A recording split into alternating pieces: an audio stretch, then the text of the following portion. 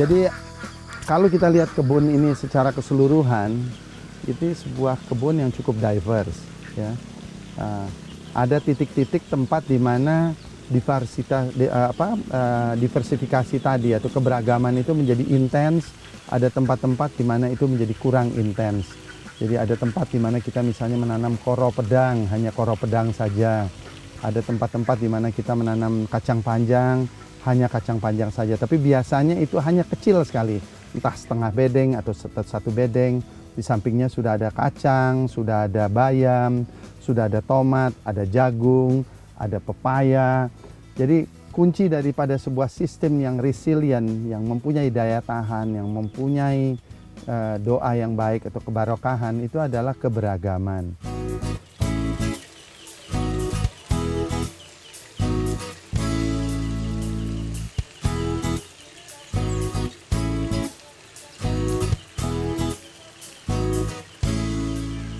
Nah, di sini kita bisa lihat sebuah daerah kecil yang cukup intensif, ya. Jadi ada terong, ada jagung, ada pepaya, ada labu, ada tomat, ada rumput untuk sapi, dan ada bayam.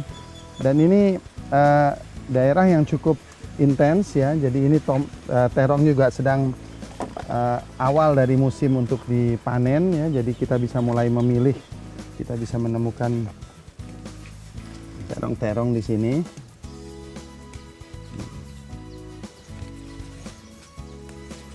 Seperti ini terong-terong asli, ini terong telunjuk namanya. Dia tidak menjadi lebih besar daripada telunjuk manusia.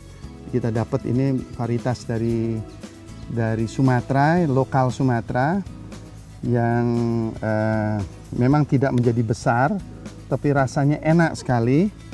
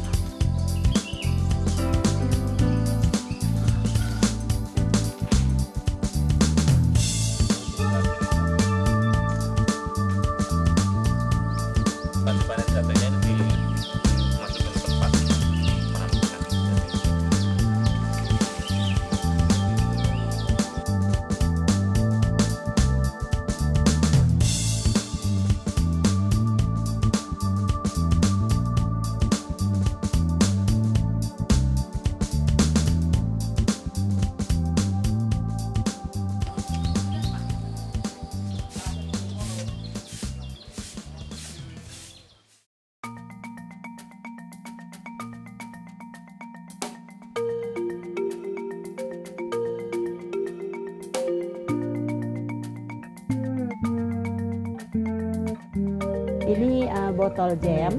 Nah, ini jam markisa nanas. Ini markisa nanas. Terus kita di sini ada sekitar 4 jenis, 5 jenis. Kalau ini pepaya sama campur lemon, terus campur nanas juga. Ada 3 macam. Ada strawberry, ini strawberry murbe. Kalau ini belimbing wulu, terus ini mango jam, mangga. Kalau bahasa Indonesianya mangga, ya, jam mangga. Ada peanut butter. Kalau bahasa Indonesianya kacang, selai kacang, peanut butter. Terus apa lagi, ya? Ini mangga sama nanas. Kalau bahannya semuanya alami semua, ya. Sampai pakai pengental juga alami, pakai pengentalnya. Kita nggak pakai yang pengental yang dari instan dari pabrik gitu ya. Kan beda itu rasanya juga nggak begitu enak. Yang ini memang nggak bisa tahan lama karena nggak pakai pengawet. Kita ini bisa tahan sekitar 6 bulan. Nah, kalau kita udah buka di luar sekitar 1 minggu. Sesudah itu masuk ke kulkas.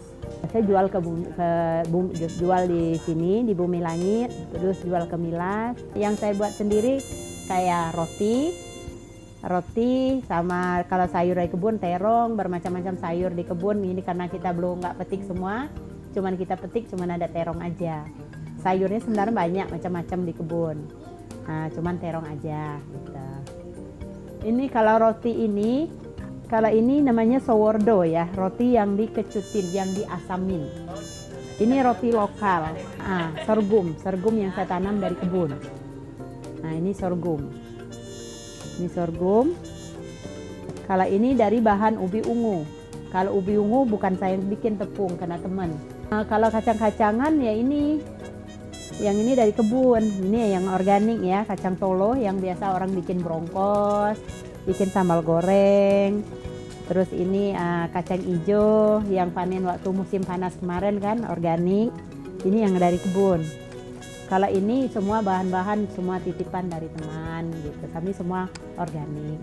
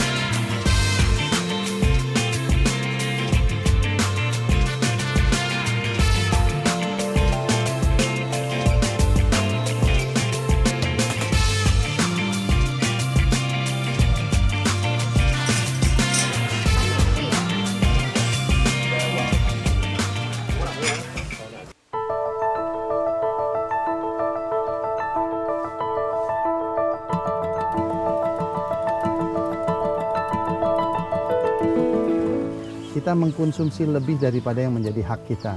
Ya.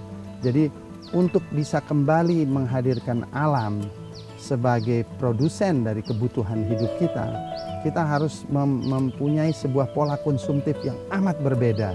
Ya. Dan kalau kita mempunyai pola sikap kesadaran konsumtif yang berbeda, tiba-tiba bumi itu menjadi berkemungkinan untuk mencukupi kebutuhan kita semua.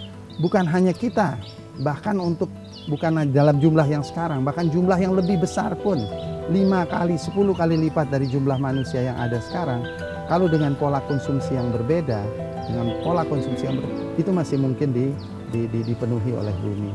Jadi mengurangi hidup yang berlebih ini menjadi sebuah titik pijak dari sikap hidup.